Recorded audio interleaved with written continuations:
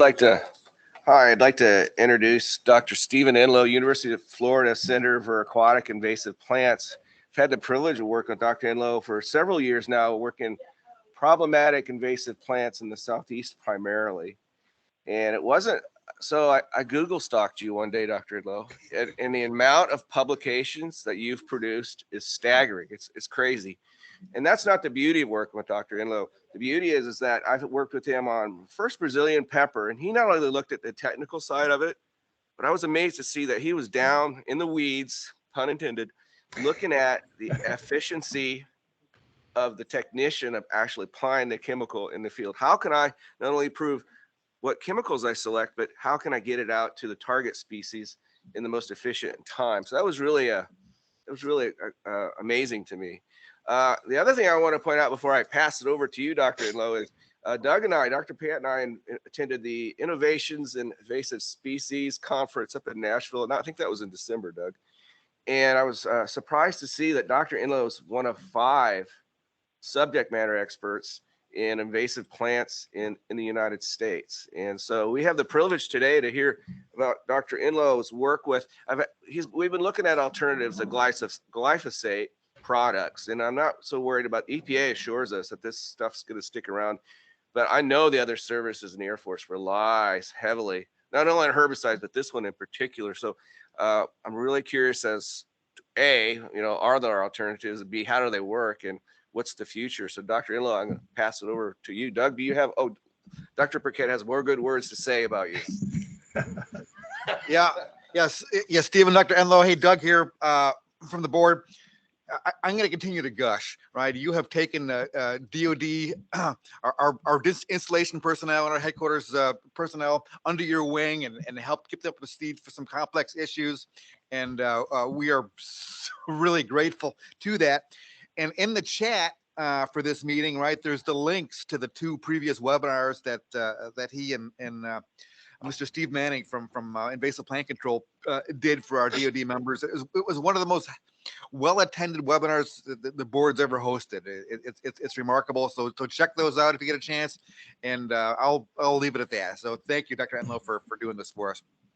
All right, Doug, Armando, thank you so much for the kind words. I really appreciate it. I would like to thank you for the invitation today. I apologize for not being there in person.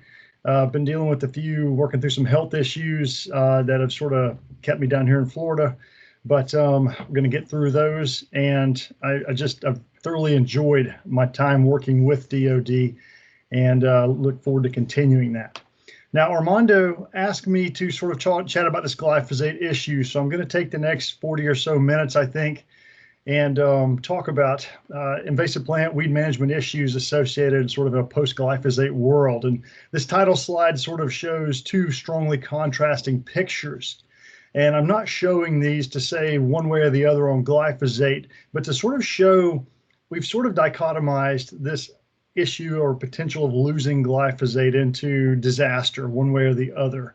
And advocates on both sides of the issue might argue either way on this. But the bottom line is we have come to depend heavily on glyphosate. And the mere idea of losing it as a potential weed management tool really has caused a lot of stress. Over the last few years, since 2015 especially, I've talked to applicators all over the country, and there was a time where I saw sort of a growing unease associated with a lot of applicators in terms of glyphosate use, really trying to understand exactly what was transpiring. And so if we step back to United States, total glyphosate use, and this is from the glyphosate biological evaluation, some data they have on their website.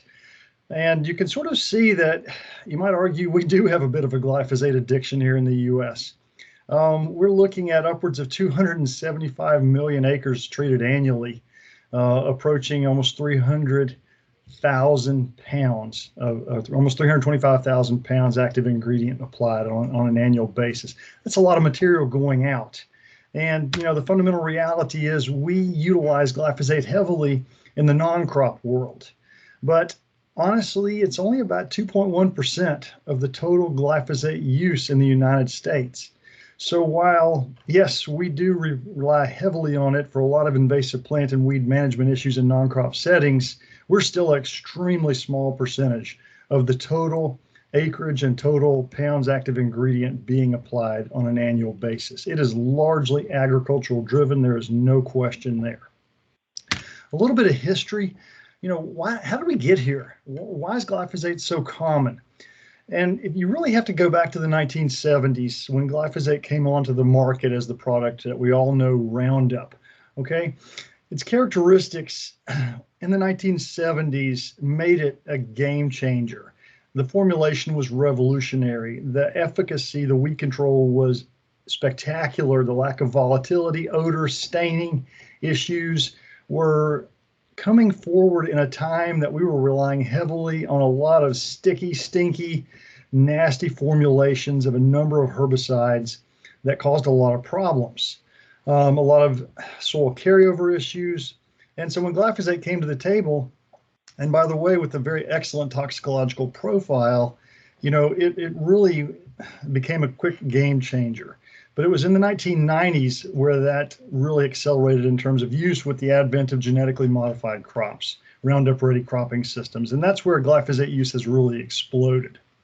Okay, so we've been touting glyphosate safety now for decades. We've touted it as one of the safest herbicides, the best ecotoxicological profile, and just in general, one of the easiest things to work with. So you've been hearing that message from universities for decades now. So how did we get to seeing these infomercials literally on TV for years now regarding glyphosate and cancer?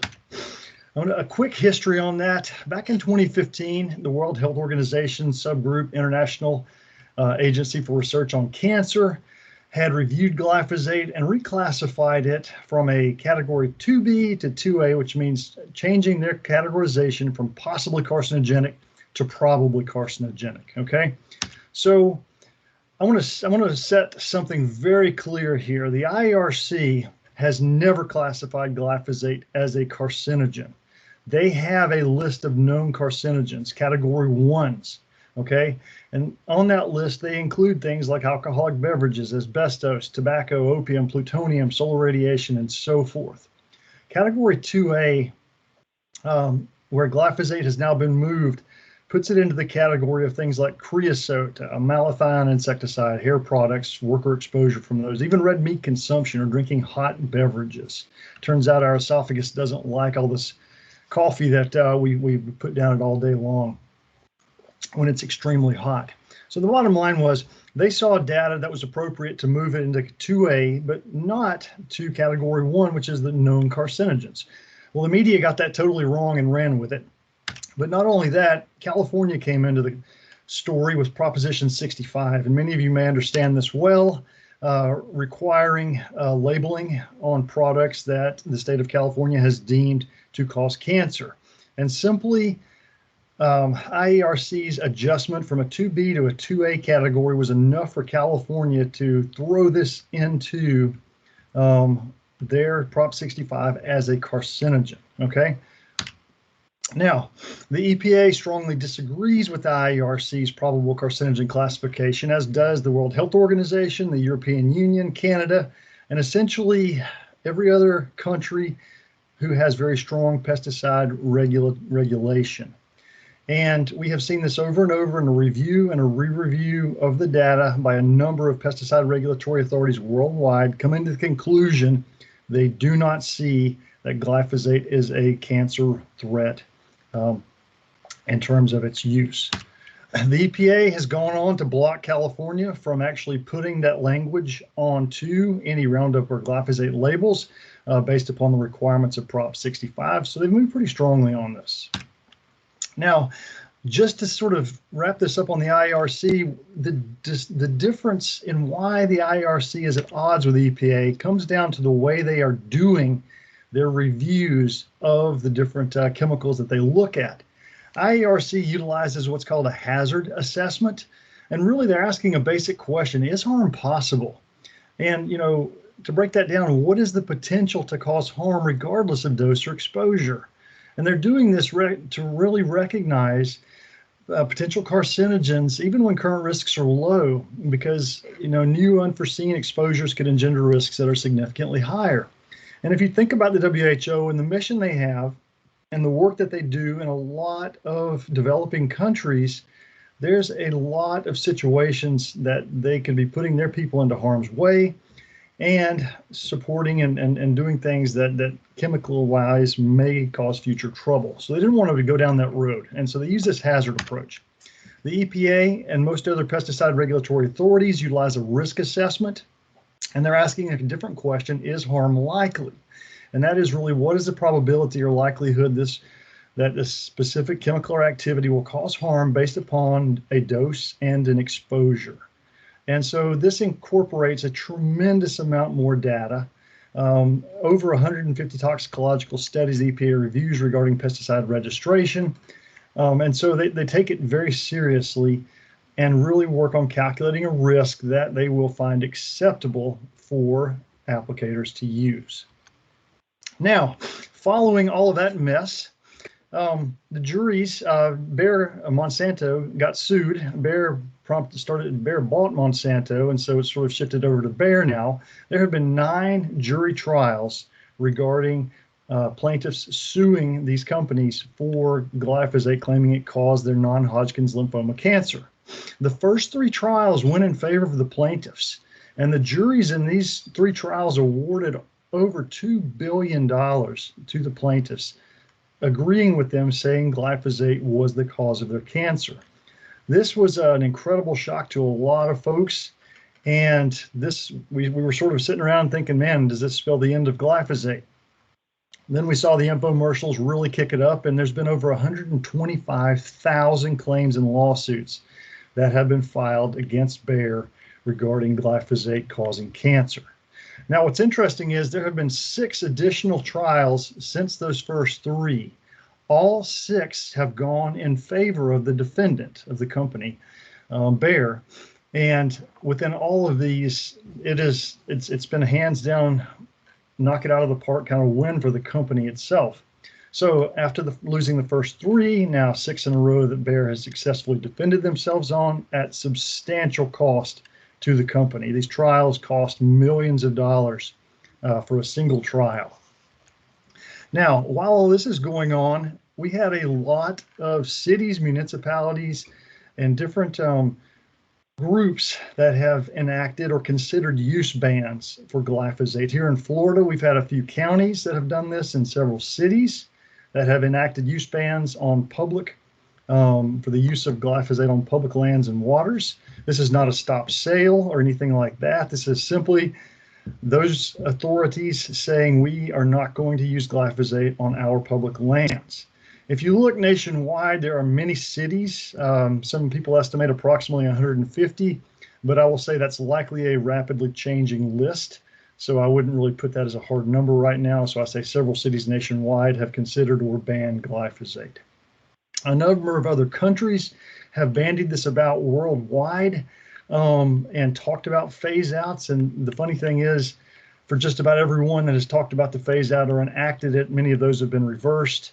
And there's really not a clear trajectory of worldwide bans of glyphosate in a number of countries that even talked about it. Okay, so Bayer has, it's always the lawyers, but Bayer has maintained glyphosate is safe, but has officially settled on a majority of these claims. Now think about that for a minute. You got a company here defending itself, saying, hey, we're safe, but we're going to pony up over $10 billion to settle all these cancer suits. And so it's kind of one of those situations where it's a real black eye on the company. There's no question there. And in the university, we don't defend Bayer. We don't defend companies in general. We don't even defend the herbicides, but what we do want to focus on is looking at the data and defending the scientific process. So in addition to paying out all this money, Bayer also agreed to voluntarily withdraw glyphosate sales to U.S. consumers through like the box stores and the large retail chain outlets. So you will see a loss of glyphosate from products that are going to still be called Roundup, sold by Bayer, but will no longer have glyphosate in them. Now, what's fascinating about this is a Bayer-only thing. it doesn't mean glyphosate is banned, and we're likely to continue to see a number of products that are sold on the retail market that have glyphosate in them. So there will be other companies who will step up and actually continue to sell glyphosate products where Bayer has discontinued its use of glyphosate within a lot of Roundup products. Now on the retail side, which really doesn't affect you all so much, but this is going to cause massive product confusion because we're now going to have all these Roundup products that used to have glyphosate in them, but now have alternative active ingredients. And my concern is a whole lot of folks are going to be very dissatisfied with the results of a lot of alternatives out there. Now, beyond all this cancer, the cancer concerns, the EPA is taking this very seriously. They're not winking at Bayer and giving them the nod. They have moved glyphosate through a biological evaluation associated with determination of potential adverse effects on endangered species. And this is a massive undertaking. And the biological evaluation was recently completed. And you can see in this table, about 93% of the total taxa, they basically said glyphosate is likely to adversely affect. Now, that's a huge number of organisms that they're going to have to review. They've also looked at habitats.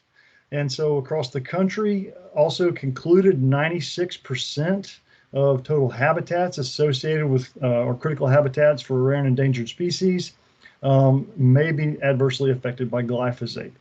They also have backed this up, saying there's at least moderate evidence of an LAA determination are likely to adversely affect 97%. So the bottom line is the EPA is looking at glyphosate, and from this biological evaluation, which is not a risk assessment per se, but more of a hazard assessment, where it's a very conservative, is harm possible type approach. And following this, they will take this information to develop their biological review of biological opinion, of glyphosate. And that is where potential changes could really come forth. So to quickly review here, okay, the EPA has said glyphosate is not likely to be a carcinogen. They say the data does not support the idea of calling it a carcinogen at this point. They acknowledge that there's room for new science, and that as this continues to change, they will be on top of it regarding any future changes. They've not mandated federal changes to glyphosate labels. They've blocked California from putting the Prop 65 language on glyphosate labels. And the recent biological evaluation suggests that they have a lot of data now to review for a lot of species and habitats regarding the LAA categorization. So don't hold your breath for that biological opinion. The sheer scope and magnitude of that process could take years. So this is not a decision that will, or a document that will be generated quickly. It's a lot to go through, and so it's going to take some time to get through that before that biological opinion comes out. So the bottom line is we're not in a post-glyphosate world at this point in terms of here in the U.S., and I really don't see us becoming a post-glyphosate world anytime soon. And so as I think Armando already said, the EPA has affirmed with you that that's not likely to happen, and I agree with that. And the way we see things going, we definitely still see glyphosate as being a viable option. Now, here's the reality we face, though. Glyphosate still has shock value, okay, as a headline. So don't expect the buzz to disappear. And I would fully expect a lot of media outlets to continue to maintain some buzz as new studies come out. The reality is there's a lot of researchers, a lot more ecotoxicologists academically are looking at glyphosate as they never have before. So the reality is there are new studies forthcoming, and the scientific literature on the glyphosate grows at a daily tremendously. Now, I will say it's not all great science, and that's where a lot of those shock value headlines come from. And it's very troubling when we get really scary headlines from CNN suggesting that 41% of people are going to get cancer from glyphosate. But we get a lot of papers come across our email, and at UF regarding glyphosate. And the fundamental reality is it is an enormous body of literature. If you think you're up on the glyphosate literature, I would probably suggest think again. This is sort of cumulative glyphosate hits on Google Scholar over time. And you can go back to the period of the early 70s with very few, as it was really just brand new to the world. And you can see that grow. And really in the 2000s was where it really kicked it up. And so we are now over almost approaching 20,000 papers in terms of publications on glyphosate. So there's a lot of material out there. So when you get things that come across your desk, if you're concerned about them, if you see things, feel free to reach out to us. Feel free to send me an email. My email address will be in the end, and we can take a look and we can sort of tell you what our take on our scientific understanding of what is being done in terms of new studies. But I want to lay out a graph here, or a framework, because I think that this should bring a little bit of comfort if you have some concerns to how seriously the EPA takes this, okay? So this is a graph I created, sort of an infographic with increasing risk of harm on the y-axis, increasing glyphosate concentration on the x-axis. The PPT is parts per trillion, all the way to ppm, which would be parts per million. So look, we're talking about parts per trillion being like a drop of glyphosate in 26 Olympic-sized swimming pools, all the way into the parts per million categorization, which definitely is higher, but still relatively minute amount. Okay, so we know at extremely high concentrations, there's data out there to suggest some negative impacts of glyphosate in ecosystems and organisms. So if you get literature studies or published studies, oftentimes you will see some shock value, especially in studies. You look into them and you'll find they're utilizing glyphosate at extremely high concentrations. So yes, we do know that glyphosate at really, really high concentration has some issues. Now, we also have a lot of ecotoxicologists looking for glyphosate and often finding it in ecosystems and organisms. So we've recently detected glyphosate in manatees, which I think is a really, it's legitimate science, and it's not a good thing. It suggests a stewardship problem in the parts per trillion, and finding it in other parts of the environment where we're not putting it out. Okay, but typically when we find it, it is extraordinarily low concentrations because we are really, really good analytically at finding glyphosate at very low concentrations. Okay, here we have glyphosate use patterns, and of course they're going to overlap with detection in ecosystems and organisms because that's where it inherently comes from. So we have some glyphosate use pattern at some maximum concentration and some maximum risk. So I've got this real big area in between use patterns and impacts. And why is that? Because the EPA has purposefully done this. They have put in containment. They put in a massive buffer regarding glyphosate concentrations are low enough to literally have 1,000-fold buffer beneath impacts in terms of ecosystems and organisms, especially for human health. So there is a massive buffer the EPA puts into place here to really protect users and maintain what they consider an acceptable level of risk for the use of glyphosate. So the important thing to do is, if you're looking at literature, look at what concentrations researchers are claiming are having negative impacts versus what concentrations are typically used in the environment or being detected from other studies. When we start to see these bubbles of impacts and use patterns overlap, that's when we're going to be in trouble, okay? The EPA has worked very hard to prevent that from happening, but if the bubbles begin to move, then the EPA will recognize that and make the adjustments necessary in terms of glyphosate use patterns. And that's partly really a lot what's going on with the biological evaluation, the biological opinion. Okay, enough about that. So let's move on here. So yeah, we say it's okay, or we say the science doesn't support that it's going to stay around, but we're still under pressure to reduce glyphosate use. In some areas, we may not be able to use it based upon local ordinances.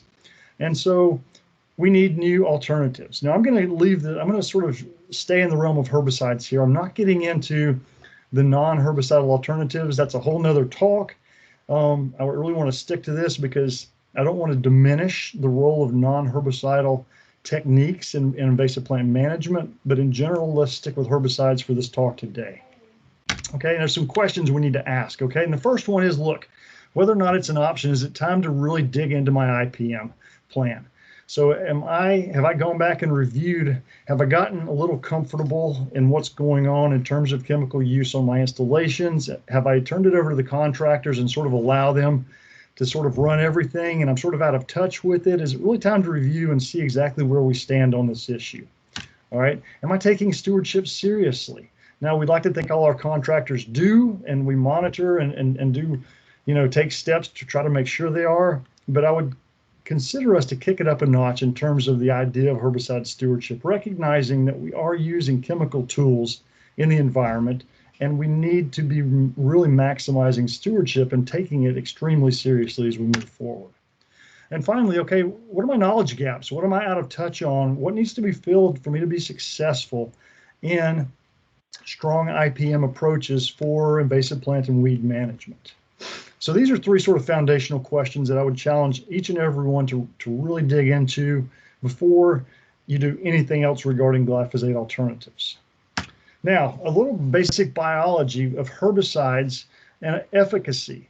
When we talk about glyphosate alternatives, we're coming down to contact herbicides, those things that have activity on the foliage they touch, or systemic herbicides, those that are going to be absorbed and move through the plant completely. So what do you need?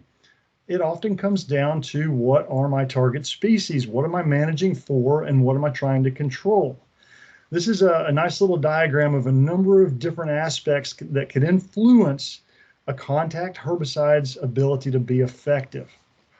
So size, growth form, age, all of these things can strongly influence the success that a contact herbicide that only has activity on the leaves that it touches, basically for its success. So if a plant is a perennial, it's often much more difficult to fully control with contacts because we don't get the herbicide to translocate down to the below ground structures like corms, bulbs, tubers, rhizomes, creeping stolons here. All of these things are where the meristems lie for a lot of perennial weeds. And so the herbicide, a contact herbicide, is never going to get to those with a foliar application. Understand that and recognize that if we're dealing largely with perennial weeds, we are not going to have a lot of long-term efficacy in terms of a contact herbicide application. Also recognize the bigger something is, the less efficacious it's typically going to be. So even on annual plants that are very well established and mature, contact herbicides often burn the leaves off, but it doesn't kill the meristems, and they resprout from adventitious buds or from the leaf axils. So bottom line is, it is really important to sort of get back a hold of an understanding of a lot of your target species that you're dealing with in terms of weed management. Now that's going to vary all across the U.S., but there's a lot of great resources in every state essentially to help inform you and to learn and understand and recognize the weeds and invasive plant issues that you're facing. Understanding their basic biology, it's one of the premises of IPM. Okay, so we got to get that in mind and re-engage with that to know the species that we are dealing with. Now, there's a lot of contact materials out there, okay? And there's this whole new market of what we call natural herbicides. And these are they're all non-selective, and they're foliar-active, meaning you spray them across the foliage for them to be effective.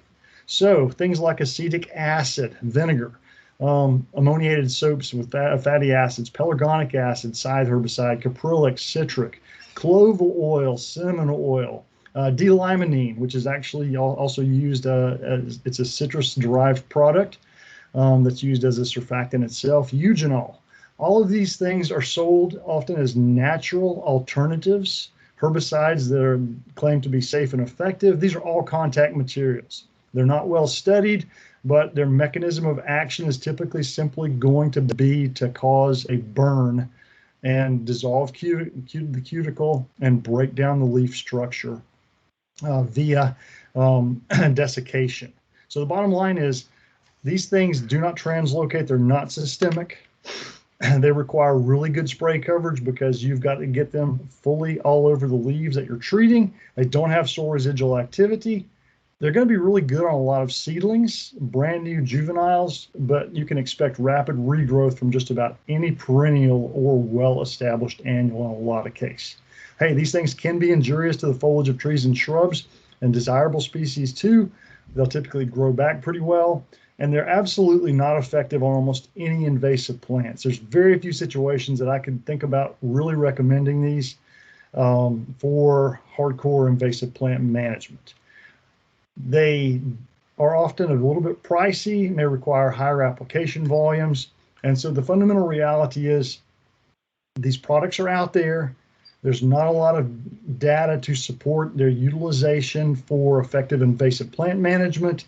They can be effective on a lot of small weeds. So in terms of landscape, horticultural situations, a lot of these products do have some utility. So I'm not throwing them under the bus. I just want to lay out a fundamental reality here in terms of really how far effectiveness is going to go with these species.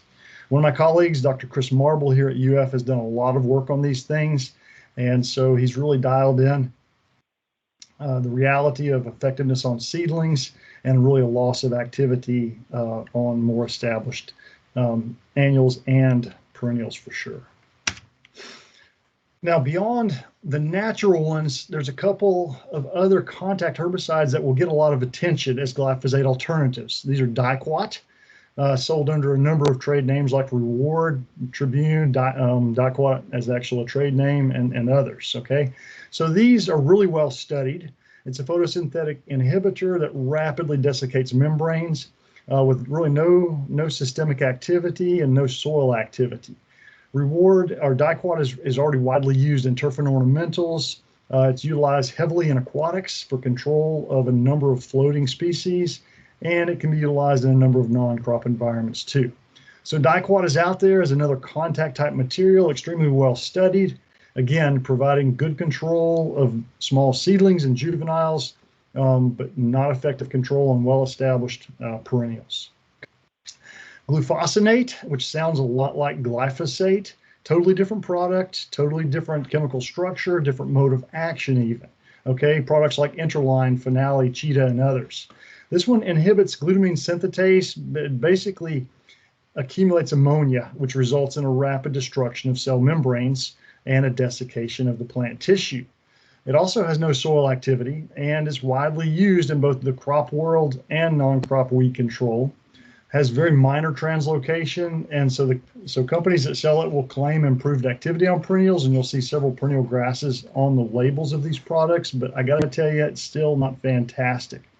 There are multiple formulations, and they alter the product rate recommendations, so if you get into the world of glufosinate, pay attention to the products being utilized regarding what rates are being applied, because not all are created equal. And you will see a lot of variation in the pounds of active ingredient on a per gallon basis. A couple of examples of glufosinate activity. This is on Kogon grass, and this is some work we're doing with Armando where we're assessing glyphosate alternatives. And in this case, we have a non-treated control 14 days out on the left. We have Interline, or a 1.5% solution of glufosinate applied on the right-hand side. And you can see that clear contact activity. Okay, we got rapid burn down of the foliage, and it looks really good at 14 days. And it's going to look better than glyphosate even. And this is what contact herbicides do. This is a great example. You see glyphosate on the left, a Roundup Custom at 1.5%. In 2 weeks, it's barely started to brown the foliage, whereas glufosinate has already browned it out. Now, again, this is a creeping perennial, and the real data will be in the recovery of the species, especially from the rhizomes or the underground creeping stems. So we are following this, continuing to collect data on it, and we will have really clear, sound data-based answers for how to use glufosinate if you are trying to control Kogon grass and really what it's going to take. I will tell you it's going to take a lot more applications, though, than glyphosate to get Kogon grass. Okay, so the next question you want to ask is soil residual activity. Is this going to be something that's going to be useful or a potential liability? Okay, so the fundamental reality is it can provide good pre-emergent weed control and extend the control period in many situations. Okay. And the industry, a lot of folks have kind of gotten lazy about it though, and have ignored pre-emergent activity because it's often a more technical application requiring more technical knowledge. And so the reality is we spot spray glyphosate over and over and over until something fails and then go back to spot spraying glyphosate. But because a lot of folks are afraid of soil residual activity or don't know how to effectively use the products that have it. Okay, we've done a lot of testing here, and again, more work with Armando, where we've taken some examples of both contact herbicides, glufosinate diquat, compare those to glyphosate, and then add pre-emergent materials in like flumioxazin, SureGuard, or Indaziflam Spectacle. And so the bottom line is we put these things together and say, okay, if you're used to spraying glyphosate on a monthly basis, can we put a pre-emerge in with glyphosate or other contacts and actually extend the length of control and reduce the number of site visits and the number of applications and the amount of herbicide that you're going to be using? So this is about some of the only data slides I'll show you today, but what we have here is percent control of a broadweed spectrum across 8 months of activity, okay? And we can see that overall contacts alone, like Reward, not that great with single applications, but not really any worse than glyphosate in this case. But when we add SureGuard or Spectacle to pre-emergent materials, we statistically bump up control. Phenale or glufosinate, when we add pre-emergence, we statistically bump up control.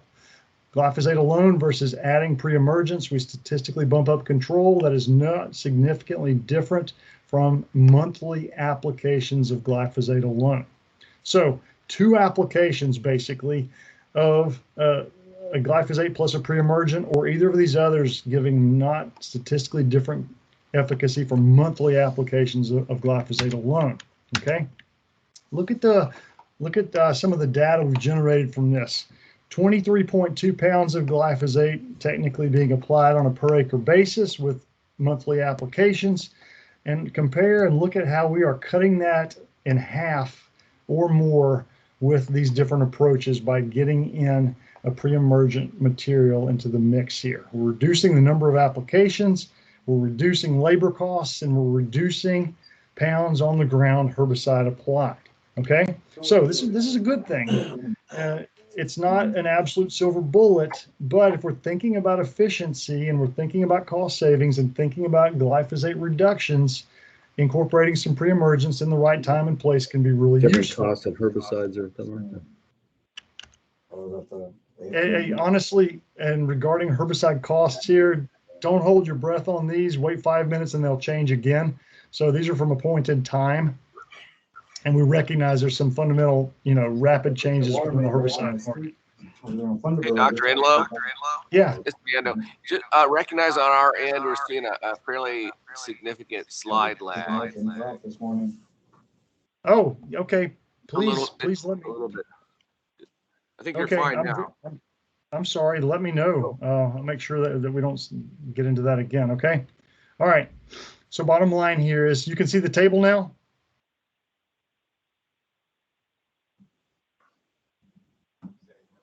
Are you able to see the table? Yeah. Okay. All right.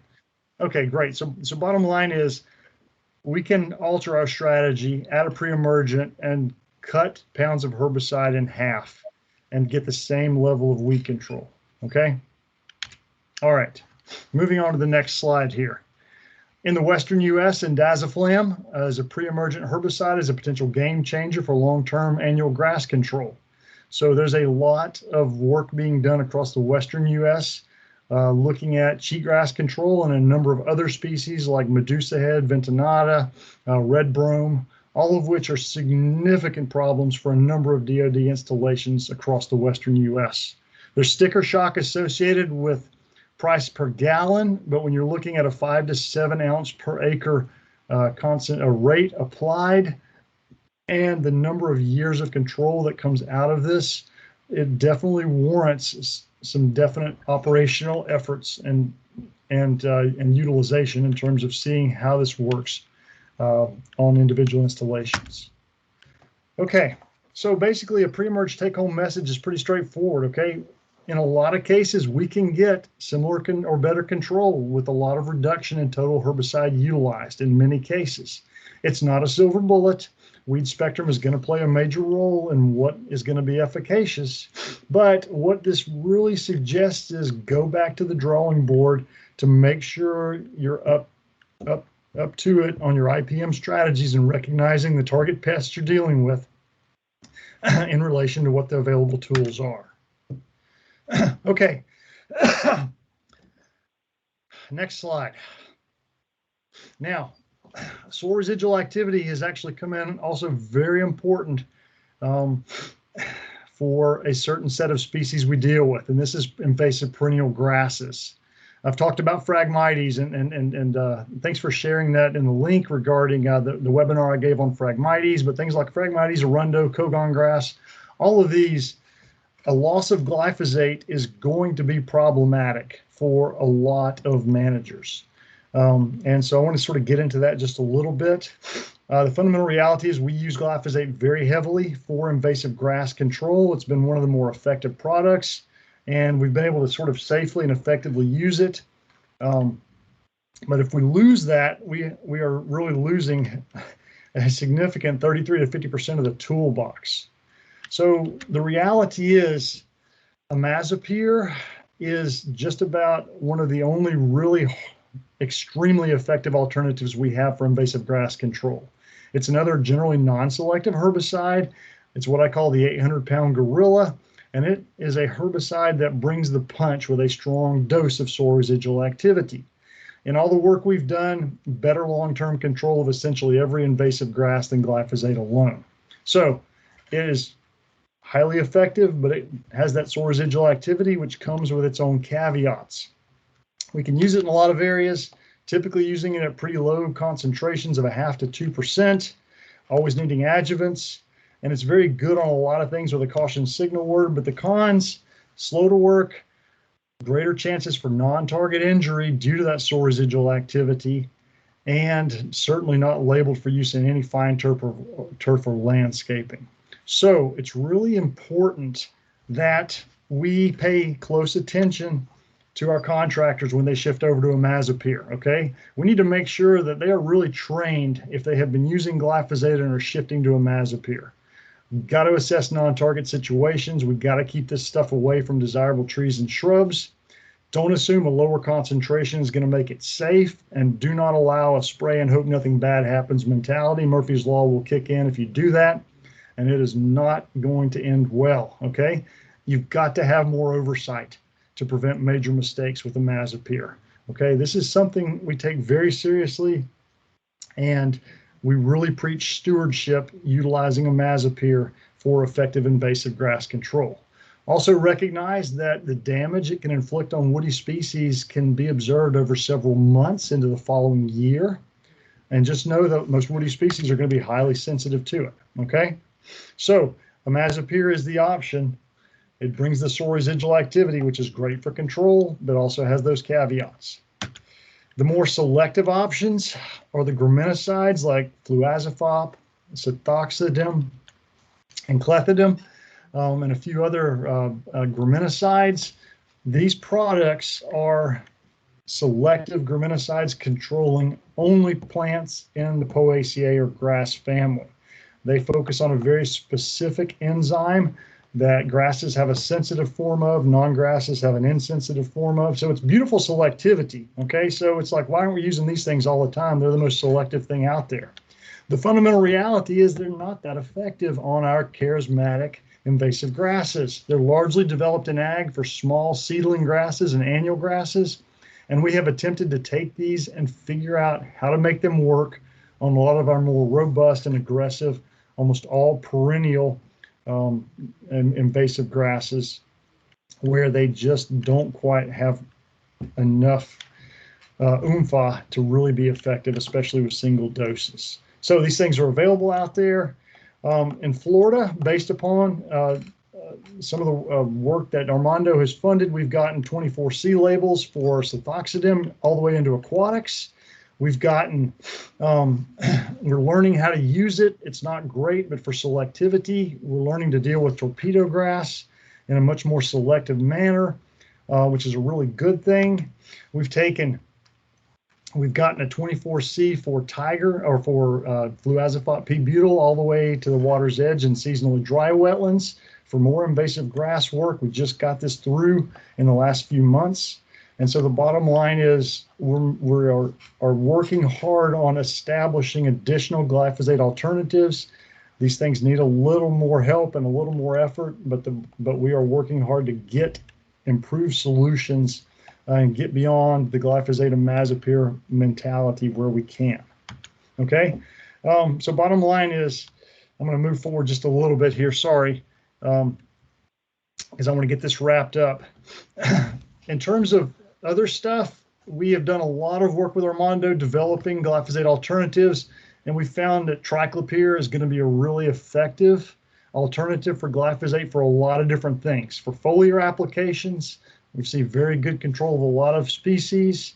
We have 3 formulations that we've really been focused on here, comparing that to the Garlon 4, the triclopyr ester. And we're seeing a lot of promising results with these formulations for good alternatives.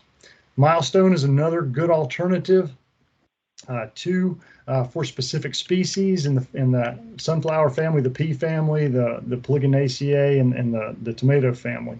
And so we have a lot of invasives within those, and Milestone and aminopyrrolid products can be very effective, very good alternatives with a lot more grass selectivity than glyphosate and much lower use rates. Kind of bumping through here. I will provide all of these slides. I'll be happy to share them, so please don't get lost in reading all the text right now.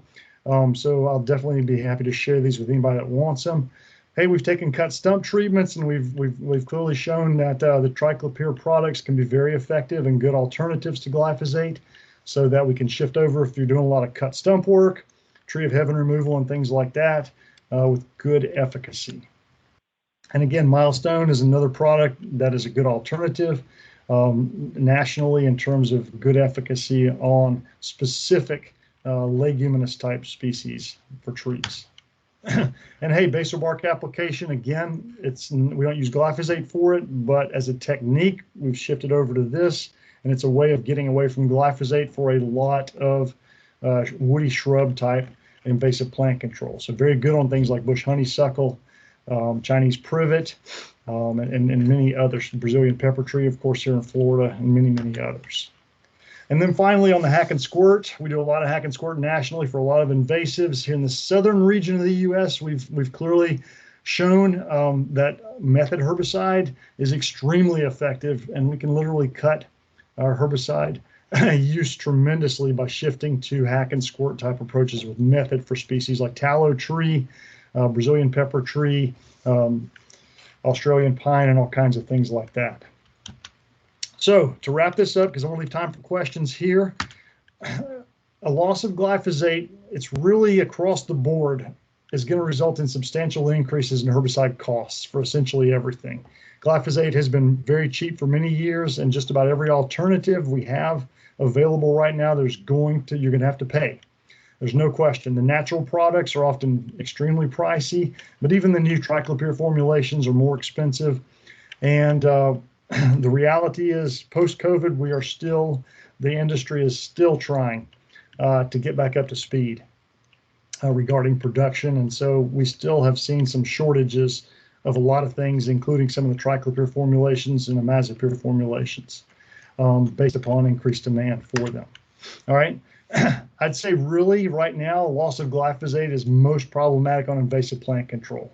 If you can't use imazapyr, then you really are in trouble in terms of invasive grass control right now. We are working through that, trying to come up with alternatives.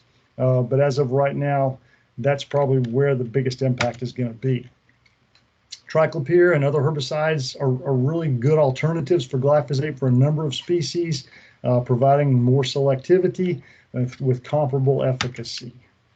And so bottom line is, we've got some alternatives out there, and I really am grateful for Armando and funding a lot of the work we've been doing across the board here to come up with good efficacy and good alternatives. We still have a lot of work to do, though. The University of Florida, who I work for, Again, not defending glyphosate, but our position is based upon the science of pesticide risk assessment and the way the EPA approaches glyphosate and other pesticides.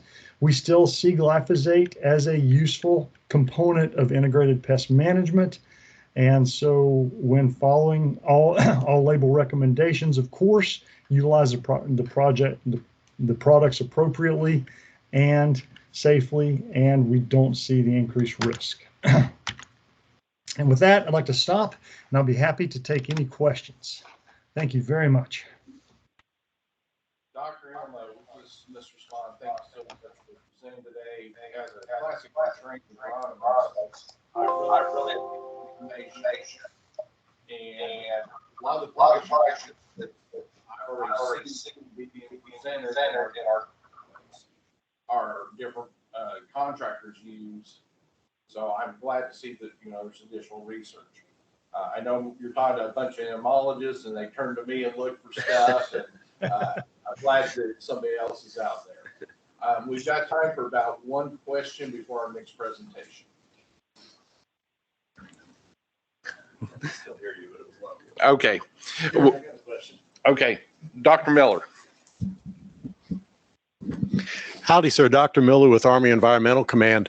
One of the issues that I've run into is I've had environmental chiefs looking at the IPM programs and refusing to approve them if they include glyphosate in the mix.